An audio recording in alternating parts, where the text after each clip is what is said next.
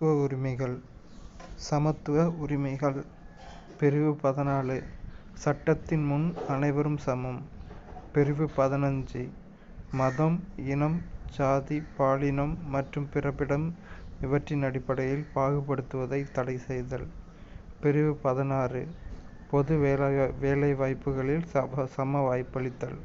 பிரிவு 17 தீண்டாமையை ஒழித்தல். பிரிவு 18 இராணுவ மற்றும் கல்விசார் பட்டங்களை தவிர மற்ற பட்டங்களை நீக்குதல். சமத்துவ உரிமை. பிரிவு 14 to 18. பிரிவு 14 சட்டத்தின் முன் அனைவரும் சமம். 15 மதம், இனம், ஜாதி, பாலினம் மற்றும் பிறப்பிடம் இவற்றின் அடிப்படையில் பாகுபடுத்துவதை தடை செய்தல். 16 பொது வேலைவாய்ப்புகளில் சம வாய்ப்பளித்தல். 17 தீண்டாமையை ஒழித்தல். 18 இராணுவ மற்றும் கல்விசார் பட்டங்களை தவிர மற்ற பட்டங்களை நீக்குதல். சுதந்திர உரிமை. சுதந்திர உரிமை.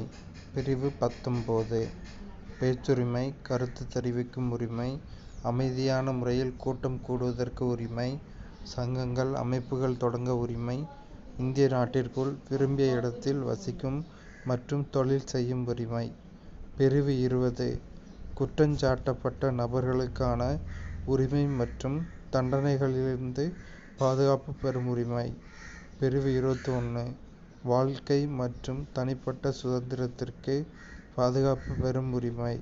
பிரிவு 21A தொடக்க கல்வி பெறும் உரிமை. பிரிவு 22 சில வழக்குகளில் கைது செய்து தடுப்பு காவலில் வைப்பதற்கு எதிரான பாதுகாப்பு உரிமை.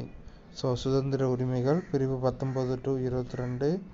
பிரிவு 19 பேச்சுரிமை. 20 குற்றஞ்சாட்டப்பட்ட நபர்களுக்கான உரிமை. 21 வாழ்க்கை மற்றும் தனிப்பட்ட சுதந்திரத்திற்கு பாதுகாப்பு பெறும் உரிமை. சுரண்டலுக்கு எதிரான உரிமை. சுரண்டலுக்கு எதிரான உரிமை. பிரிவு 23 கட்டாய வேலை, கொத்தடிமை முறை மற்றும் மனிதத்தன்மையற்ற வியாபாரத்தை தடுத்தல். பிரிவு 24 தொழிற்சாலைகள் மற்றும் ஆபத்தான இடங்களில் குழந்தை தொழிலாளர் முறையை தடுத்தல். சுரண்டலுக்கு எதிரான முறை என்னன்னா விதி 23 கட்டாய வேலை, கொத்தடிமை முறை மற்றும் மனிதத்தன்மையற்ற வியாபாரத்தை தடுத்தல். விதி 24 குழந்தை தொழிலாளர் முறையை தடுத்தல். தொழிற்சாலைகள் மற்றும் ஆபத்தான இடங்களில் குழந்தை தொழிலாளர் முறையை தடுத்தல். சமயச்சார்பு உரிமை. பிரிவு 25 எந்த ஒரு சமயத்தினை ஏற்கவும் பின்பற்றவும் பரப்பவும் உரிமை. பிரிவு 26 சமய விவகாரங்களை நிர்வகிக்கும் உரிமை. பிரிவு 27 எந்த ஒரு மதத்தையும் பரப்புவதற்காக வரி செலுத்துவதற்கு எதிரான சுதந்திரம். பிரிவு 28 மதம் சார்ந்த கல்வி நிறுவனங்களில் நடைபெறும் வழிபாடு மற்றும் அறிவுரை நிகழ்வுகளில் கலந்து கொள்ளாமல் இருக்க உரிமை. சமயச்சார்பு உரிமை. விதி 25 எந்த ஒரு சமயத்தினை ஏற்கவும் பின்பற்றவும் பரப்பவும் உரிமை. விதி 26 சமய விவகாரங்களை நிர்வகிக்கும் உரிமை. விதி 27 எந்த ஒரு மதத்தையும் பரப்புவதற்காக வரி செலுத்துவதற்கு எதிரான சுதந்திரம். 28 மதம் சார்ந்த கல்வி நிறுவனங்களில் நடைபெறும் வழிபாடு மற்றும் அறிவுரை நிகழ்வுகளில் கலந்து கொள்ளாமல் இருக்க உரிமை. கல்வி கலாச்சார உரிமை. கல்வி கலாச்சார உரிமை. பிரிவு 29 சிறுபான்மையினரின் எழுத்து, மொழி மற்றும் கலாச்சார பாதுகாப்பு. பிரிவு 30 சிறுபான்மையினரின் கல்வி நிறுவனங்களை நிர்வகிக்கும் உரிமை. கல்வி கலாச்சார உரிமை. விதி 29 சிறுபான்மையினரின் எழுத்து, மொழி மற்றும் கலாச்சார பாதுகாப்பு. விதி 30 சிறுபான்மையினரின் கல்வி நிறுவனங்களை நிர்வகிக்கும் உரிமை. அரசியலமைப்புக்குட்பட்டு தீர்வு காணும் உரிமை. பிரிவு 32 தனிப்பட்டவரின் அடிப்படை உரிமைகள் பாதிக்கப்படும் போது நீதிமன்றத்தை அணுகி உரிமையை பெறுதல். அரசியலமைப்புக்குட்பட்டு தீர்வு காணும் உரிமை. விதி 32 தனிப்பட்டவரின் அடிப்படை உரிமைகள் பாதிக்கப்படும் போது நீதிமன்றத்தை அணுகி உரிமையை பெறுதல்.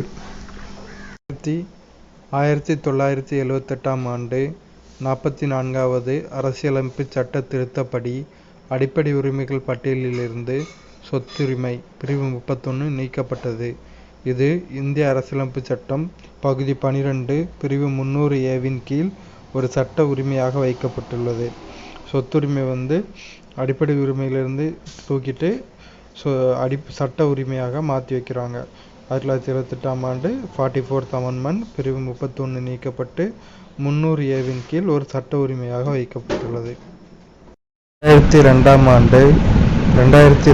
ஆண்டு மேற்கொள்ளப்பட்ட 86வது அரசியலமைப்பு சட்ட திருத்தத்தின்படி இந்திய அரசியலமைப்பின் பிரிவு 45 திருத்தப்பட்டு பிரிவு 21A கீழ் தொடக்க கல்வி அடிப்படை உரிமையாக சேர்க்கப்பட்டுள்ளது. இந்த திருத்தம் மாநில அரசுகள் முன்பருவ மழலையர் கல்வியை 6 வயது வரையுள்ள குழந்தைகளுக்கு வழங்க அறிவுறுத்துகிறது. தற்போது அதிகார பகிர்வு என்பது மத்திய அரசு பட்டியலில் 100 துறைகள், மாநில அரசு பட்டியலில் 61 துறைகள் மற்றும் இரண்டுக்கும் பொதுவான பொதுப்பட்டியலில் 52 துறைகள் என்று மாற்றப்பட்டுள்ளது. 1976ஆம் ஆண்டு மேற்கொள்ளப்பட்ட 42வது அரசியலமைப்பு சட்ட திருத்தம் மாநில பட்டியலில் இருந்து 5 துறைகளை பொதுப்பட்டியலுக்கு மாற்றியது. அவை கல்வி, காடுகள், எடைகள் மற்றும் அளவுகள், பறவைகள் மற்றும் வனவிலங்குகள் பாதுகாப்பு மற்றும் உச்சநீதிமன்றம், உயர்நீதிமன்ற அமைப்புகளை தவிர பிற நீதிமன்றங்களின் நீதி நிர்வாகம் ஆகியனவாகும். 2004ஆம்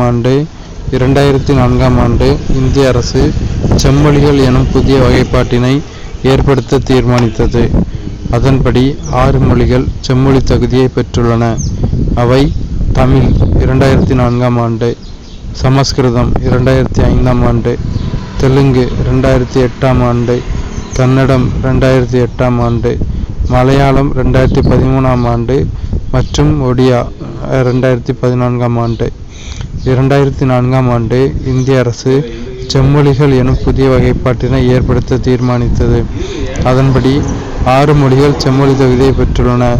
அவை தமிழ் 2004ஆம் ஆண்டு, சமஸ்கிருதம் 2005ஆம் ஆண்டு, தெலுங்கு 2008ஆம் ஆண்டு, கன்னடம் 2008ஆம் ஆண்டு, மலையாளம் 2013ஆம் ஆண்டு மற்றும் ஒடியா 2014ஆம் ஆண்டு.